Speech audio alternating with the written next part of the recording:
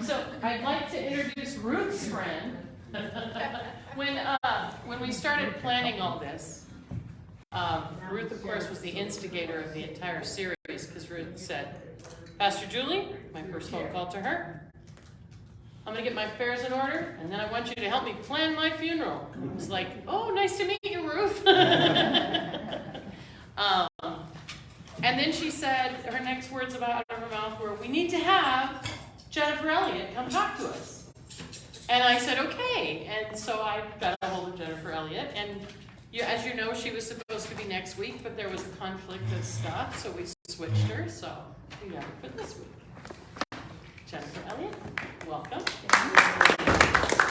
Thank you, Pastor Julie, and thank you, Ruth, for this introduction.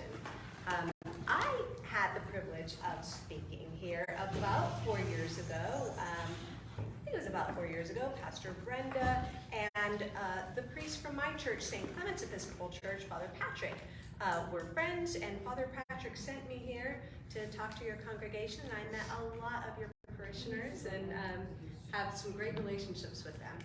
So thank you for your flexibility. One of my other jobs, in addition to a state attorney, is I am a commissioner for the city of San Clemente on the Beaches, Parks, and Recreation Department, and they scheduled a meeting for next Tuesday, which I must be at. So thank you so much for your flexibility. So my name is Jennifer Elliot, and I own San Clemente Estate Law. Estate law is the planning for your future. It's planning for incapacity, it's planning for death, and planning for life, so you keep control over your assets. So this typically means documents that you have in place, and that would be a will, a trust, a power of attorney for financial affairs, a healthcare directive, HIPAA authorization, that's the Healthcare Privacy Act, and some various other ancillary documents that we often prepare. Now, if you don't take control over your assets and your own planning, then the state of California says, no problem, we have a plan for you. You get the default plan for the state, and the courts will decide who gets what, who's going to be in charge over your assets.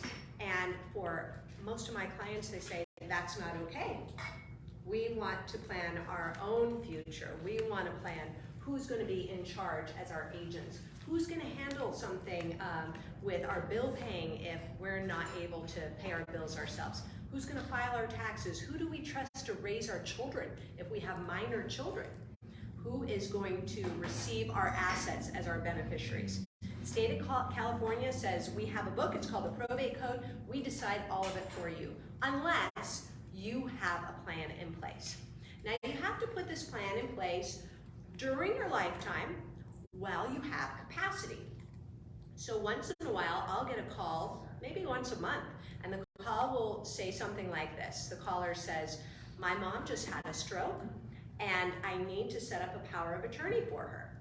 And I say, can mom talk to me? Of course she can't. She's in the hospital, she just had a stroke. And I say, it's too late. If mom can't communicate to me what her wishes are, then it's too late for her to put her own plan in place. Your option now is to go to court, file for conservatorship. And that is really a bummer for this person, because a conservatorship now means that the court is in charge again. This young lady has to get permission to pay her mother's cable bill. I mean, simple things like that. And it's really unnecessary. If mom had a power of attorney that she set up during her lifetime while she was fully aware, then she could have easily named her daughter as the agent. No court would have ever gotten involved. So that's what I do for my clients. I set up estate plans that they set up while they are capable, while they're healthy, and then at the time that something happens, because it is inevitable, dinner's to die for. Like, this is being practical. We are all going to pass, and we might as well plan for it so it can happen in the way in which we control. So I passed out a few things. One of the things that I passed out is a postcard, and this is what happens if I die with a will, versus what happens if I die with a trust versus no documents at all. What's going to happen to my estate if I die with nothing in place? So we're going to go over this card. I brought extras. If you know someone that could use this card, please take extras and pass it out to them. I also passed out my business card, and then one of these, who knows what this is? Around to it. It's around to it, and the most common thing I hear people say is I'll meet them in a social situation like at church, and I'll say, do you have a trust? And they'll say, I need to get around to it. And I hand them this because it's time to get around to it. So a lot of times people they'll have a trust and they'll say, oh yeah, I have one of those things. It's sitting up on the top shelf. It's kind of dusty. I don't really remember what it says. And I'll say, well, what year was it? Oh, I don't know, maybe 20 years ago. Well, have your kids grown up in that time? Oh yeah, my kids are grown. They were kids back then, but now they're all grown-ups. I think it's probably time to update it. So if you have a trust, you have an estate plan already, if it hasn't been visited in about 10 years, it's time to make sure that it still fits your wishes. Make sure that it's not naming guardians for your kids who are now grown-ups, not necessary anymore, right? Make sure that it still has your house in it. So lots of times people have moved on to another house and their new house did not get titled in the name of the trust. Well, that's no good because now the trustee can't actually do anything with that house. Trustee has control of some old house that got sold years ago. So that's not effective. One of the things we had to do for my mom's trust was her insurance policies were not in it, and the information wasn't where we could access it, and that was a pain in the butt. But because of updating the trust, then we knew that we needed to get all those documents where we could get to them. Right. So coming to see an estate attorney, that's a great point, Pastor Julie. It's just your opportunity to check in and say, okay, these are the assets that I have now. It's been many years since I looked at it last time. Maybe I've lost my spouse in the meantime. Maybe I've lost one of my beneficiaries. Maybe my named trustee has passed away or is going through their own health crisis and I need to name a new trustee. So all of those things can happen, and that makes it necessary for us to do a trust review. And when we do a trust review, we're going to look at those things, and we're going to say, okay, I'm going to ask you. I have a fancy whiteboard. I brought my whiteboard from the Smithsonian, like the traditional old-fashioned one. But in my office, we use a fancy whiteboard, and it will list your Wells Fargo checking account and your Farmers and Merchant Savings account, and make sure that you've got beneficiaries named on those, or make sure they're titled in the name of the trust. One of the takeaways that I want you all to leave with is make sure every account that you have either is titled in your trust or has a beneficiary named. What happens if you have an account that is just in the name of Ruth, and then Ruth passes? The bank will say, we have locked up this account. We are not doing anything until we receive an order from the court. What a pain. That court order, if that is going to be a probate, that's a 2-year process. A probate in Orange County takes about 20 to 24 months, and it's unnecessary. So if Ruth puts that account in the name of her trust, she's golden. The trustee will be able to have access to that account. No court needs to get involved. No judge needs to assert their wishes over Ruth's assets. So Ruth gets to decide. So please make sure that every account that you have, checking, savings, IRAs, 401ks, life insurance policies, that you have beneficiaries named on every one of those things. Sounds like you had a question. Oh, when you said account, I was thinking checking. You kind of covered that, so that's but not the balance on a credit card. The credit cards aren't going to be in there. That's a whole different thing. Right. A credit card is an obligation, and your beneficiaries don't want your obligations. They just want the positive parts that we leave them. But that's what I wanted to ask. Is what about debt? Yeah, so when you have a trust is definitely the best avenue because it will allow us to deal with debt. So when someone passes away, I send out a notice to their creditors and we give them a period of time in which they can file a claim. And most of the time, the creditors do not file a claim. They go away. Yeah, it's surprising. Credit cards, they don't pursue it. There's a couple that will, and if it's a really high balance, then they will. But I regularly see like credit cards for under $10,000, they're not gonna deal with it. They just close up their account and they go, oh, zero balance. They're not gonna pursue it. So we have a process, a creditor's claim process, and we say, oh, Bank of America, the decedent owed $8,000 on their Visa. Please file a claim. Here's the form that you need. They just don't do it. Don't want to hire an attorney. They don't want to go through the hassle. So that is another benefit of having a trust because the beneficiaries, it's more money for them. The creditors just don't want to be bothered. Now there are some other creditors that are going to pursue, like what if you owe a mortgage on a house? You know, they still want to get paid. A mortgage on a house. Yes. Mortgage on a house. If you have insurance to pay off your mortgage when you die, that covers that, right? It does. Yeah, that's a great benefit.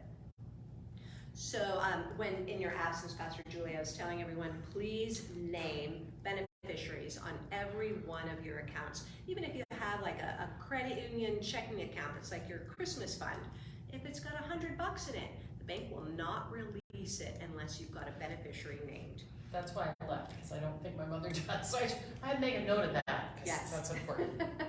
Good. Any questions about that?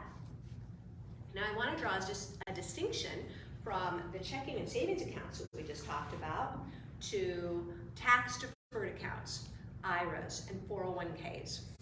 Tax-deferred accounts, these are accounts in which the IRS is still waiting for their share of money. So you put money away into an IRA and you don't have to pay tax on it, but when you pass away, the IRS says, oh, remember us? You had a tax-deferred account, we want our share. So I would, I want to give you some special guidance on those. If you have a child that has special needs, you're not going to want to name that child as a beneficiary of a tax-deferred account, or really any account, because you're really going to interfere with their state benefits. So there was just a huge change in the law, July 1st of this year. So what, 6 weeks ago. It used to be that a beneficiary who has special needs could not have more than $2,000 in their account at any time. And if they did get more than $2,000, the state would cut them off from their state benefits. But that law just changed and it is increased now to $130,000. So that's a huge benefit for people with special needs. Speak a little louder. Sure. $130,000 is now the amount that special needs beneficiaries can have before their benefits are cut off. So you're that's talking about people that are on SS disability? Yes. You're talking about SSI? Yes. So if you are receiving disability benefits and you are already eligible for Social Security for your age, like you're over the age of 65, no problem. That's not going to affect you. But if you're under 65 and you're getting some Social Security benefits and you a few months ago, if you got more than $2,000, they would stop your benefits. Now that number is $130,000. Now we still have to be careful about that because on my way over here, I was dealing with a family, a single dad who has 3 sons, and 2 of his sons are special needs. And so I told him we can't count on that $130,000 rule being in place forever. It came into law super fast. It can fall out of law just as fast. So we're still going to set up everything in a special needs trust so we can make sure that his kids have everything that they need and their benefits will continue. There's a legal way to do it, but it's a very specialized trust that I set up for him. Yes? Is the 130,000 in California? Yes. Law or federal? California. California is a very popular place to be for people with special needs because they're just the most flexible. A lot of people are worried too about, here's a common question, what happens if I need to get some kind of assisted living and I run out of money? I'm getting Medicare, maybe my supplemental Medicare insurance is gonna provide for me in the hospital for a period of time, but then I run out. So the question is, what happens to my house? Are they gonna come back and is the state going to claw back my house to reimburse them for all the monies that they paid for my medical care that exceeded what Medicare would pay and exceeded what my supplemental insurance would pay? And there is a trick that if you have your house in a trust, you can avoid a clawback. So that is another benefit to having a trust. If your house is out of trust, the state can come back and ask for reimbursement for those expenses. So getting back to the blue postcard, will versus trust versus no documents at all. If you die having no plan in place, we already talked about, the state of California they're gonna decide who gets what. And there's this thing called intestate succession. Intestate succession means you die without a will. So you have not given any instructions as to who you want to receive things. So here's a common thing that happens. There might be a gentleman who has raised his stepdaughter from birth, just his stepdaughter. He didn't adopt her legally. He loves her and has raised her for her whole life, and then he passes away. Of course he wants to benefit her, but she'll get nothing.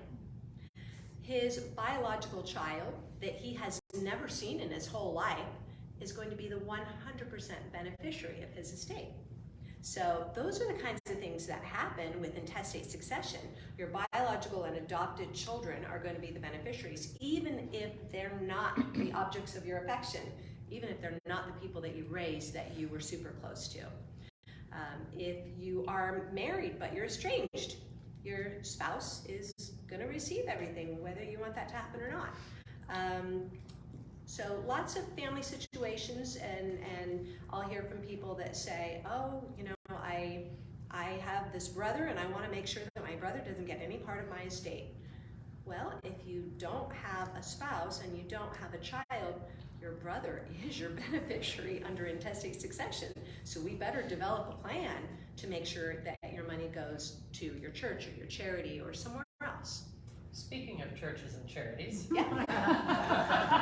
Oh, really? if you have an IRA or some kind of tax-deferred account, and you will that to the church or to a nonprofit, then they don't have to pay the taxes on it, right? Right. But if you give it to a child, they have to pay the taxes on it. They do. Yeah, the taxes are due on that IRA. Pay the taxes on. Say it again, Linda? I thought if you gave it in a trust, it wasn't taxable. Oh no, it's still taxable. The IRS isn't that flexible. They want their money. So if it's a traditional IRA, then it's a tax-deferred account. IRS has never been paid taxes on it. But Pastor Julie's question is, what if you gave that IRA to your church? Well, the church is Nonprofit. charity, nonprofit. And so you can definitely use that to your advantage. And what a great thing for the person who is leaving it to the church, because you just avoided the IRS. So that feels Tax kind of good avoidance sometimes. 101. What's the tax rate at that time for IRA? So it depends on you. The highest tax rate right now is 37%. And what's the lowest rate? I think like 12%. Most people are like in the area of 24%. So it's completely dependent on you. So in Pastor Julie's, in your example, you said if you leave it to your child, then it's going to be paid at the child's tax rate. If you leave it to, you know, your very well-to-do son who is a grown-up and has a lot of income, it's going to be a high tax rate. So it'd be at their tax rate that the The money. beneficiary's tax rate. Okay. Yes. It all depends on the age of the child then. Well, it depends on the tax rate of the child. Income. Yes, whatever their tax rate is. So that was important. I didn't know about that, and a friend of mine and said, you know, you're doing grandparents chapel. You should actually talk to grandparents about this, because then they cannot put a tax burden on their family. They can use those funds to give to the charities they want to give to. Right. So it really seemed like a really good idea, because then you're not putting that tax burden on your family. You're giving it to a nonprofit that you wanted to give money to in the first place. Right. If I was going to benefit my church and I was going to benefit my daughter, I would give my church the IRA, where taxes were still due, and give my daughter the savings account that I've already paid taxes on. If you swap it, you're just giving gifts to the IRS. Yeah. So there's a lot of strategy in what gifts we leave to whom, and an estate planning attorney will help you figure that out. Your CPA will also be helpful in those decisions too. Yes? Isn't there a time limit on how long you have to take the money out? Isn't it like 10 years or something like that? So are you talking about IRAs? Yeah. There is a time limit. And so that is going to be dependent on whether the beneficiary is an eligible designated beneficiary. So say you leave your IRA to your spouse. Your spouse has special rules. Your spouse can just roll it over into their name and there's no time limit. Your spouse is still going to have to follow the rules for RMDs, required minimum distributions. So when she's 72, then she'll have to start taking some monies out. Say you leave the IRA to your child, there is a 10-year rule. So after 10 years, the IRS says we're not waiting forever for our money. 10 years, that's the max. So your child could either take 1/10 each year, or they could take 100% in year number 1, or they could take nothing and then in year number 10 take 100%. So that would be the best tax scenario, right? Let the money continue to accumulate and grow tax-free for 10 years, and then maybe they're in a lower tax bracket because they've retired by that point. So there's lots of room for strategy. So yeah, 10 years is a max. There are some exceptions like disabled children, some other rules. People who have other disabilities can roll that on for a longer period. It used to be lifetime, and the Secure Act of 2019 changed that to a 10-year max. All right, so I want to talk to you about some other things that estate planners can do for you. Not only do we make sure that your wishes are in line, so the state doesn't step in and create those wishes for you, but we can also save you money on other kinds of taxes. We're talking about income taxes right now, like you can save on income taxes. If you give money to your church through a charitable remainder trust, you can actually get a tax benefit right now in 2022, and then the money goes to your church later when you pass away. So there are some income tax savings that you can realize today that will benefit your church later. So that's kind of handy. The other thing that we deal with is, that was income tax. We want to talk about estate tax, property tax, and also capital gains tax. Estate tax. Very few people are affected by estate tax today. It's $12 million, a little more than $12 million. 2022. $12,060,000 is the estate tax. So only 1% of us are going to have an estate tax problem. If we have an estate tax issue, that means that we have more than $12,060,000, and for every dollar we have above that, we're going to pay a 40% tax. Well, we'll be deceased. Our estate is going to pay a 40% tax.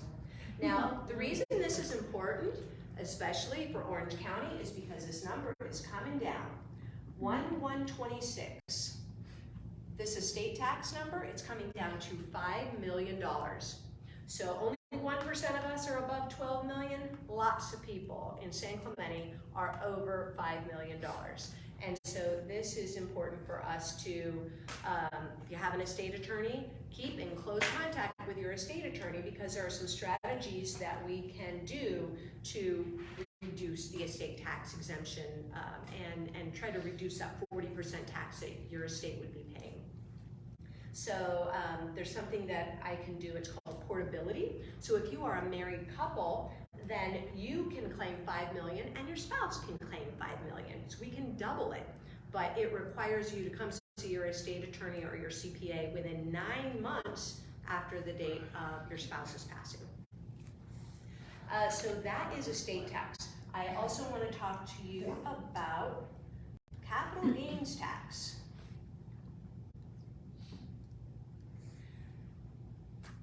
Capital gains tax, a common situation. I'm sorry guys, but you typically die first. It's statistics. I didn't make it up. So let's say you're a married couple, husband dies first, and then wife says, this house is too big for me. I really want to move closer to my grandchildren, and this house makes me kind of sad anyway. I miss my husband. I want to sell this house. Okay, so this is a real client that I had. $48,000. That is what they spent on their San Clemente house in 1948. And now, this, I'm going to give myself some easy math. It was like 1.9, but I'm going to say, oh, I'm sorry, you can't That's see my okay, math. don't worry about it. It's okay. Just don't worry about it. Just leave it there. It's okay.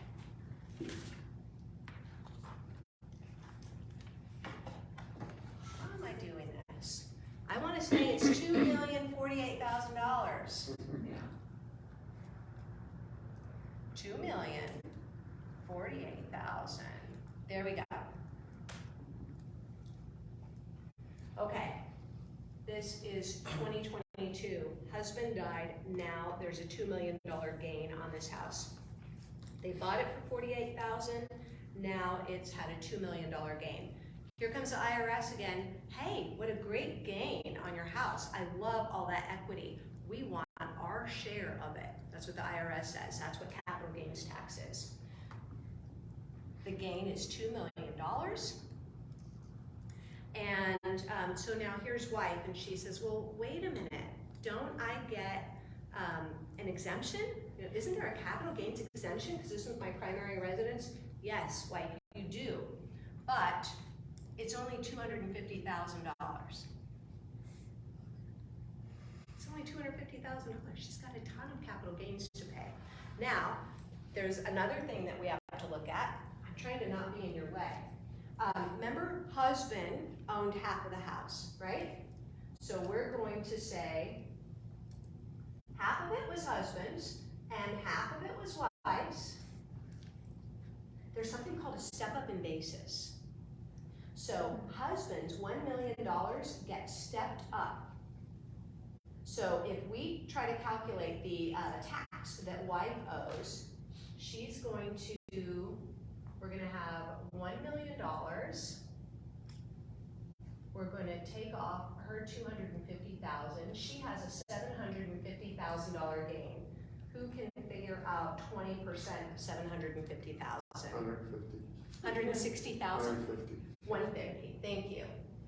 Wife owes $150,000 in capital gains, and that's with the husband's 1/2 getting stepped up. There's a better way to do this. If husband and wife had come to see an estate attorney, and they did this during husband's lifetime, and they took title, how do husbands and wives usually hold title? Joint tenancy with right of survivorship? If they took title as joint tenants, and they put it in community property, and then their estate attorney put it in their trust.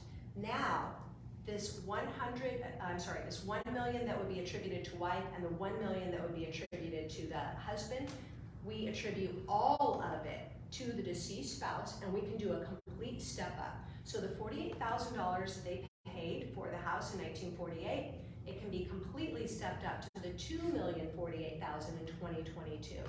So that means wife owes 0 capital gains tax.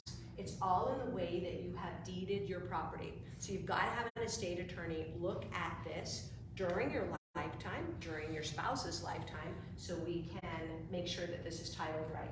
So a step up in basis, this is the IRS calling the basis for your house the purchase price. And then when someone dies, if you have title as community property and then your trust, you get a full step up to the fair market value on the date of husband's passing. Is that only in California? No, this is federal. Okay. Yep. My mom's in Hawaii, so I Okay, like. yeah. Capital gains is allowed federally across the country. For now, who knows how long they're gonna let us have a step up in basis. But for now, we have it. So the key is get your property into your trust. Community property. First, yeah, you put it in the trust, but before, if it's in joint tenancy, you put it in community property and then the trust. Now, there might be a reason why you wouldn't want to put it in community property. What if you were married late in life and this was your house before you married your new spouse and you want to keep this house for your children? Then you wouldn't want to put it in community property. You would just take the 1/2 step up because you want your kids to get this house. So it's really kind of dependent on your own facts, but you want to look at how this is deeded, and so go see an estate attorney during your lifetime to see if there's anything that we can do to improve on the step up in basis. And I know that sounds like super technical. When I say that to some people, like their eyes glaze back because it sounds boring. It's taxes, right? But it will save you $150,000. So it's really important to have a professional that understands how to do this. I think I know the answer to that, but our trust, our property, our home is gonna go to my wife's daughter. So that's all structured that way. So they don't get involved, they're not gonna sell the house, or if they do, but I mean, when they inherit the house through the trust, they don't pay any taxes. Okay, so Right. you're saying that your wife's daughter will continue to own the house, and will she move in or will she rent it out? I don't know, I'm not sure, I'm gonna say probably no. Okay, so you want to still prove the step up in basis because one day the daughter will sell the house or her child will sell the house. One day that house is gonna get sold. Probably. And if you don't have an appraisal that proves the step up from $48,000 to $2,048,000, then this tax is gonna be owed by some future heir. Okay. So remember, here's the basis, $48,000. Right. Because this is what they paid for it many years ago.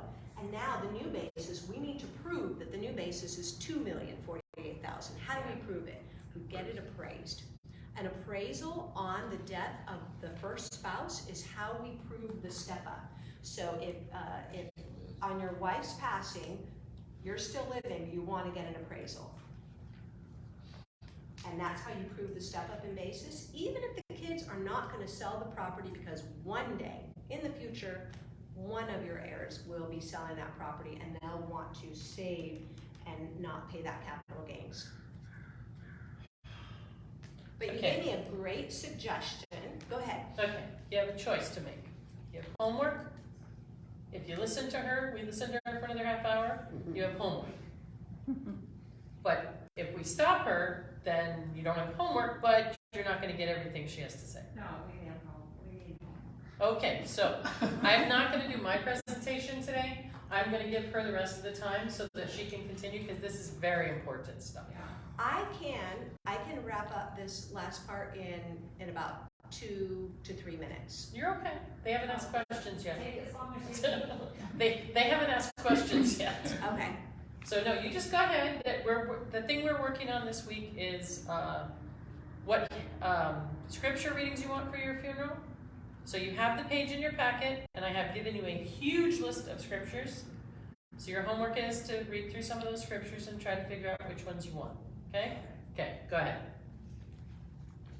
Question. How, this has already happened for me. My spouse died, I sold the home, I did pay capital gains. But how would I find out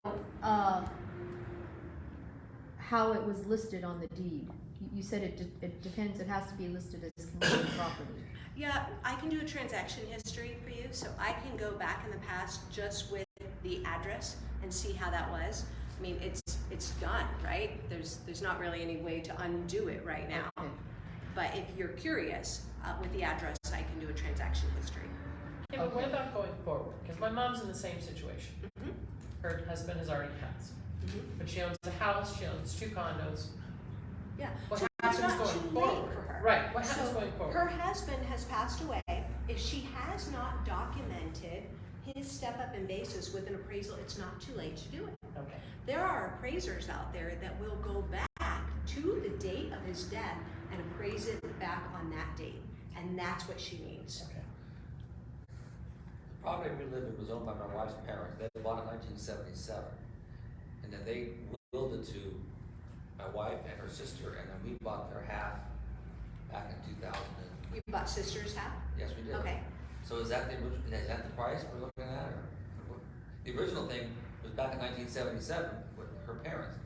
We bought it and it's on the deed in 2006. Yeah, so you just bought sister's half. Right. You didn't add onto the purchase price, so yeah, your basis is parents' original purchase price. Oh, really? Oof. Oh. Yeah, you better get an appraisal. We all need appraisers. Yeah. I have a good one. She sent me to a good one. Plus any kind of improvements. Yeah. You know, you can change the basis for things like improvements. So the other thing I want to talk to you about, that's capital gains. So we've hit estate tax, income tax, capital gains tax, property tax. That's the other thing that we need to cover. February 16th, 2021, Prop 19 passed.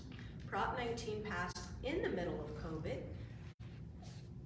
People still don't know what that was. It was on your ballot and it said, relief for wildfire victims. Who doesn't want to benefit a wildfire victim, right? Like, that sounds horrible. Of course we want to benefit them, but they didn't tell Relief us. for wildfire Relief victims. for wildfire victims. That's what they said Prop 19 was, but they didn't tell us how it was going to be funded. And it is funded with our property taxes when a parent transfers their house to their child. That's how it's funded. Now, we all want to benefit our children, right? Now, in your situation, you're saying you got this property from wife's parents and you want to pass it down to her children. That's a traditional way that we do this.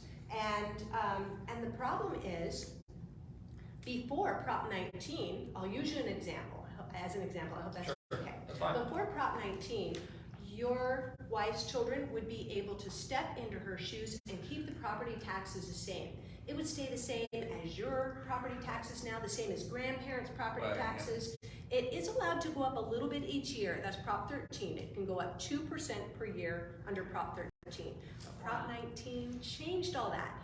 And they said, if you are gifting a piece of property to your child, if they don't move in and make it their home within 1 year, reassessment.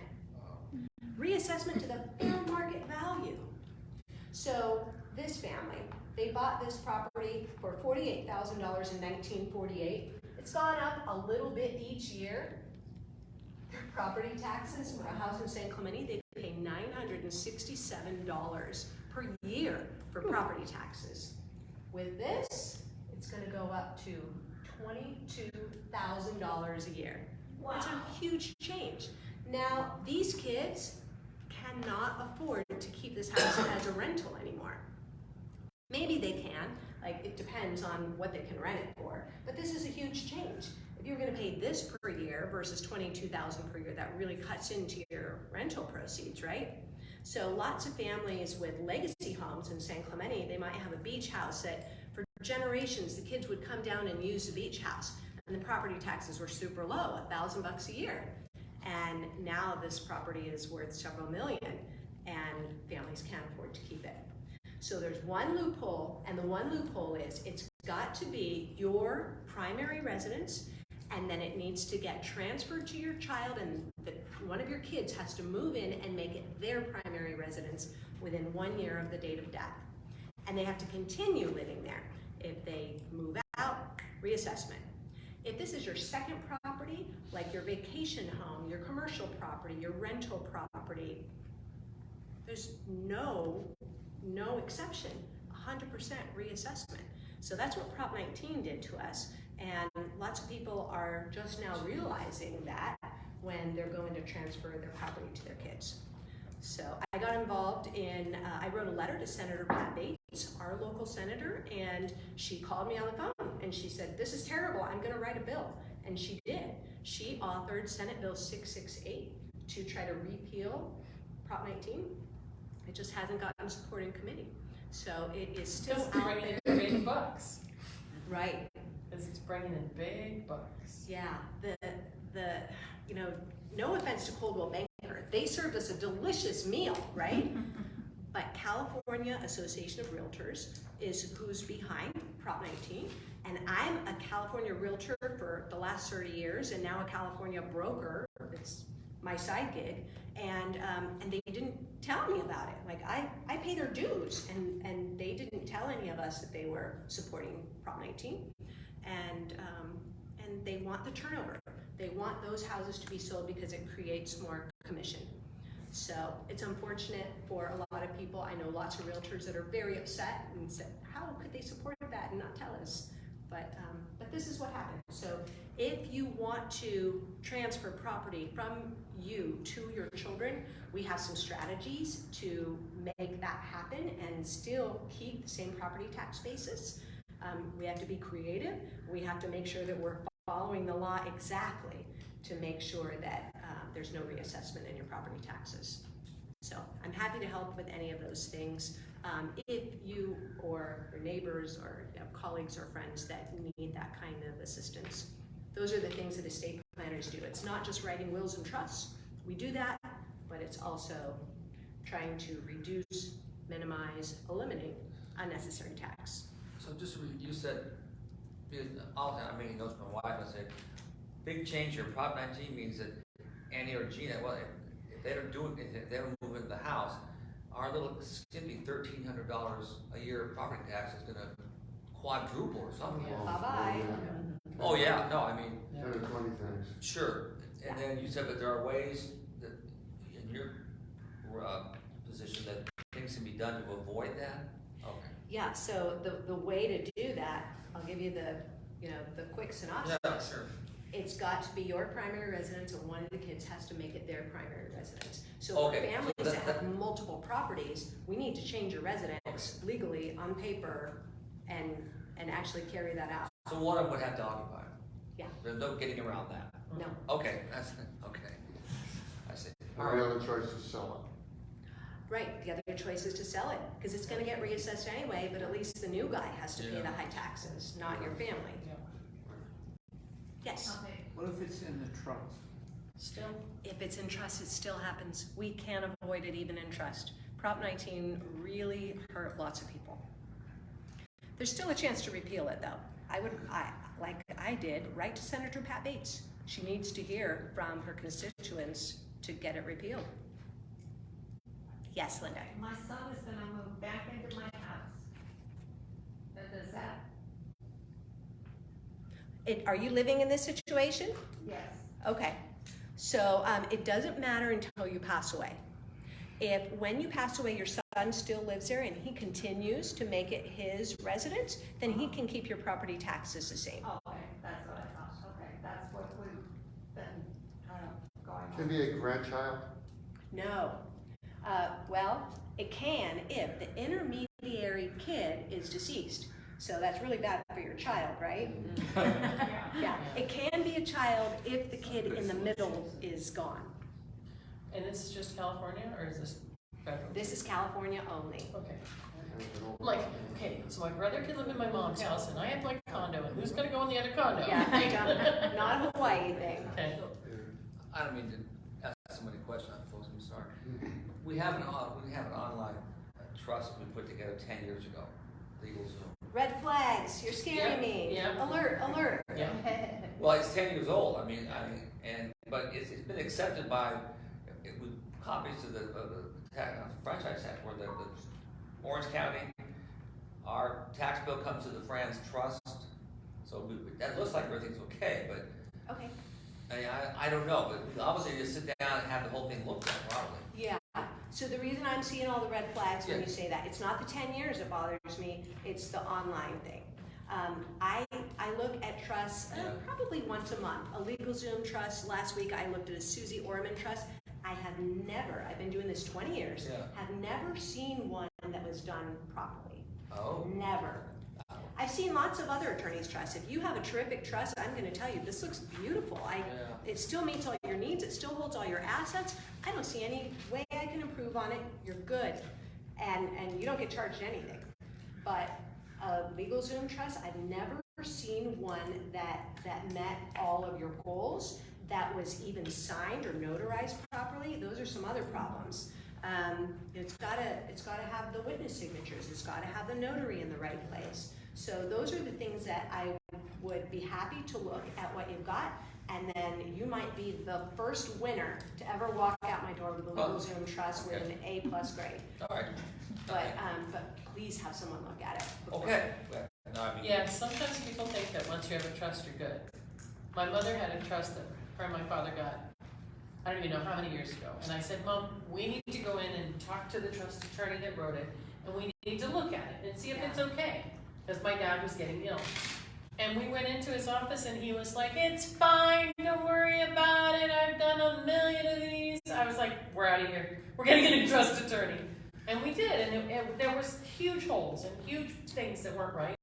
Because he was a good old boy, and he was like, it's all fine, it's all fine. You know why some people say it's fine? Because attorneys make more in probate than they do in drafting trusts. And it's sad and it's wrong, but there are some colleagues out there that are waiting for the probate because they make more money that way. And it's crummy. But you want an attorney that's going to look at it, that's going to give you honest feedback, that will look at your assets. Biggest hole I see is they've got a trust, but the trust is not funded. If the trust is not funded, F-U-N-D, it must be funded with your assets, your bank accounts, your house. Everything should be titled in the name of your trust, unless it's tax deferred. Then if it's not titled in the name of the trust, then the trustee has power over nothing. And all those assets still have to go through probate court. Does the state of California recognize a trust that's been drawn up in a different state? Yes, they do. If it was legal in that state, California will recognize it. Should it still be re-looked at here in California? Yeah, I did one this morning. They lived in Texas and then they moved here 10 years ago but never updated it. The Texas trust was still legal, but since the last 10 years, they've sold all their Texas property. They have all new California property. And so in California, we have community property, which wasn't recognized in Texas. So for them, we did update it. But in a pinch, it will still work. Okay, thank you. The thing that won't work for you, powers of attorney. Healthcare powers of attorney and financial powers of attorney, those are state specific. So if you've got documents from out of state, they will not work in California. Okay, good to know, thank you. Do you ever recommend a will anymore? I do recommend wills. So I still do wills for people, but a will is not enough. So a will is what the court will ask for when you pass away. There's a part of the probate code and it says if someone dies with a will, their will must be lodged in the court in which they last resided within 30 days of their death.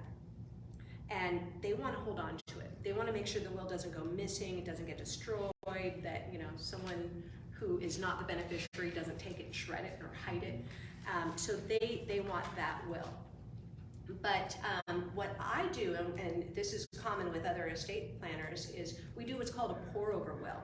A will alone is not enough to avoid probate. A will still tell the court, I want Linda to receive my house, I want Ruth to get my car and my bank accounts. Fine, but that's only with a court supervision. You still need a probate if you have a will. So if you have a trust, and then I do a pour-over will. A pour-over will says, this is my will, and I'm going to pour all my assets into the trust. The trust is a document that's going to distribute everything. Now no court needs to be involved. So if you have a trust, your estate attorney will also draft what's called a pour-over will. So you still need a will with a trust. If you have a will only, that's not enough to avoid probate. What if you don't have any assets to speak of? Yeah, so if you don't have any assets to speak of, then you're fine. You don't need an estate plan. Well, You were better off with less stuff. seriously, I don't own my condo. We rent. Okay, I have a car. okay, You know what I mean? yeah. So with your because car. my condo is in the trust for my mother. Yep. So I mean, it will be mine eventually, but right now, I basically have no assets. Perfect. So a will would be enough now? A will is enough now for you, but let's name beneficiaries. Name, it's called a POD, pay on death, or it's also called a TOD, for transfer on death. Do that for your car, and you could put it right on the pink slip, who's gonna get the car. If you still owe money on the car, the lender won't let you do that, but if No, you I own it don't. It's outright, paid off. you can do a POD or a TOD. If you wanna save yourself from a big hassle at the DMV, then you can do that through AAA, if you have it. POD or TOD for your car. On your bank accounts, Pastor Julie, name beneficiaries. Yeah. So if you are renting, you do not own real estate, you can get by without a will or a trust. I know I'll eventually have to have one, but right now I don't own anything, so. Yeah, but if you own real estate, and a lot of people say, I don't really own my home, the bank does. You No, own your you still home. own the home. Yeah, we need Yeah, to I have finally got the trust. car away from the bank. Finally. Yeah.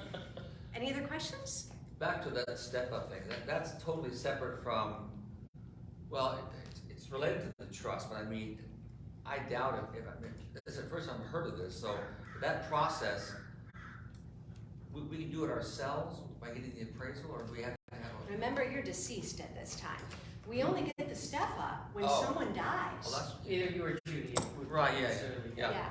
So when your spouse dies, then you get the appraisal to get the step up. And then when the second spouse dies, you get appraisal number 2 to get the next step up. That Say way. you die in 2023 and then she dies in 2030, she'll get the step up to that higher value. And in simpler terms, it's just to announce it in some way that this house is now worth more than it was at something, and then Right. let's recognize the new value of it. Right, and so when your grandkids go to sell this in the future, the IRS is gonna say, yeah, prove the step up.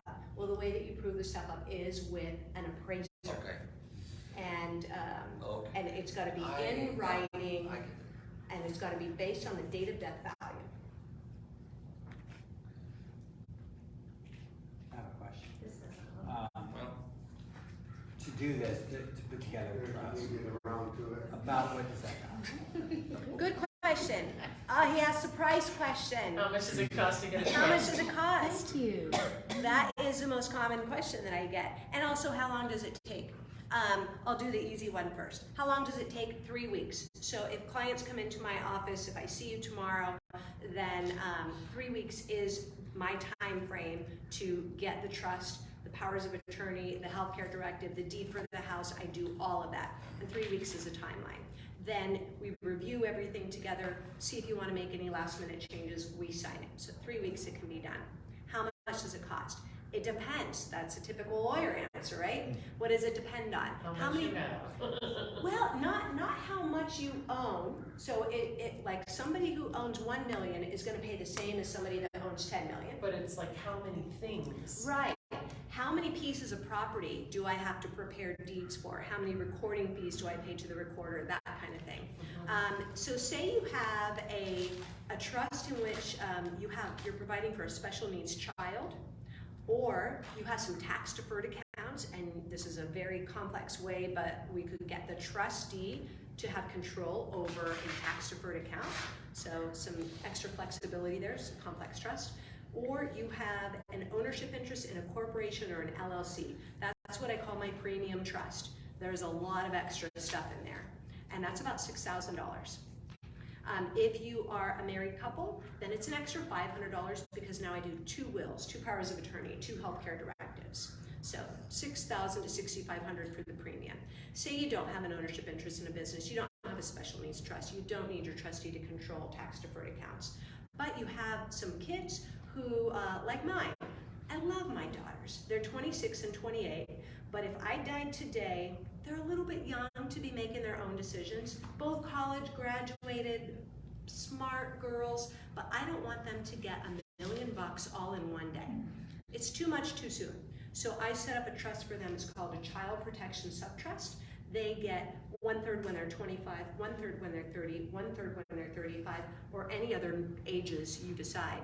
But I can be super flexible. Someone else holds on to their money, they get their monies in increments. They blow the first third and they buy a Maserati and then they crash it.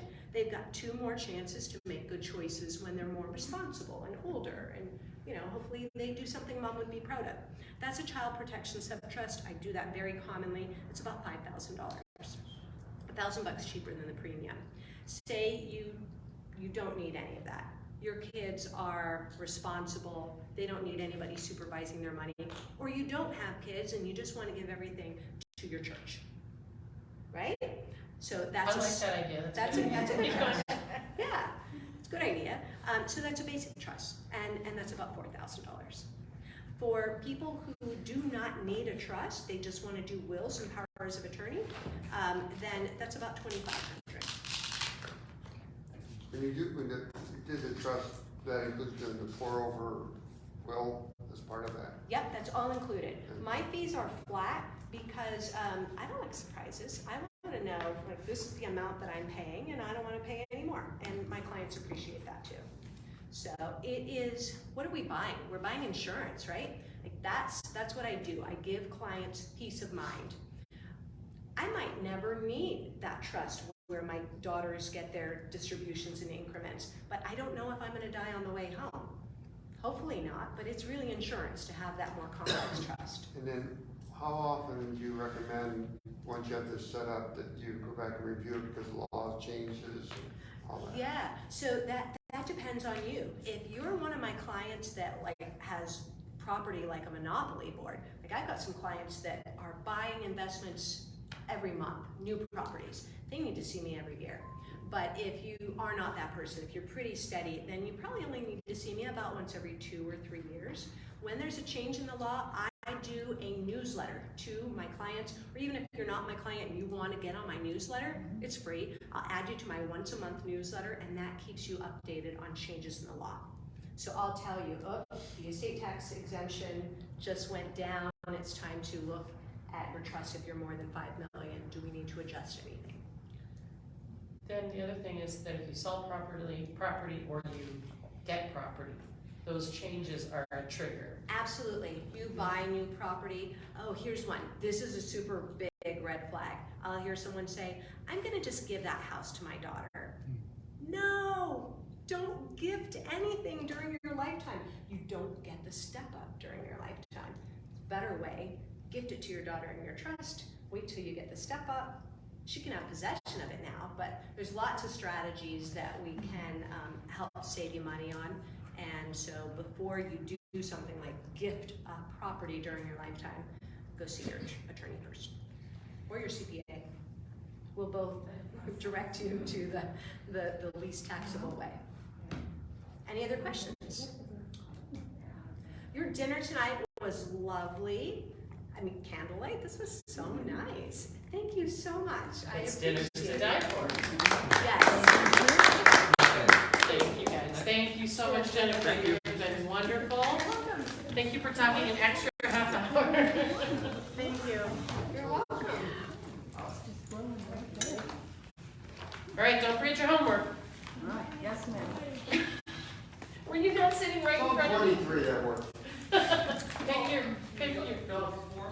Pick out your verses. Oh, that, oh. Yeah. Okay. You're welcome. Nice to meet you.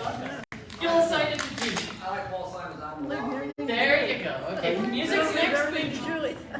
Music's what next week, everybody. So much for coming. You missed it. So we won't see you next week. Have a great. You have to take it.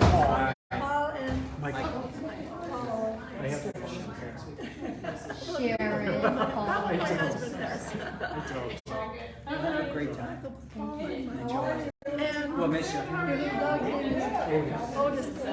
I think the first time I saw Yeah. you. You know, just snatches. Oh, Oh, that's it. Yeah, so I think we both like to like their own, which is fun, And they all, right? she also had it for Lynn, so that. They don't have to So, No. that's probably when I'll see you again. Well, okay. Nice having lunch and dinner with you.